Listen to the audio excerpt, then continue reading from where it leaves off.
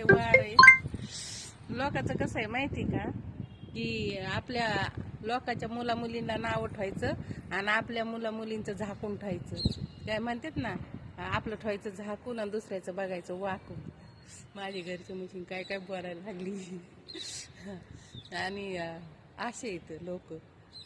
आपले मुलं मुली काय करतात ते नाही त्यांचं ध्यान. त्यांना माहीत असतं सगळं चलतं, त्यांचं चलतं काही असतं तरी. दुसऱ्याचं म्हणलं ना नाव ठेवायचं असतं. दुसऱ्याचं काही असं हे मुलगा मुली चांगल्या असल्या तरी त्यांना नाव ठेवायचं असं काम आहे लोकांचं.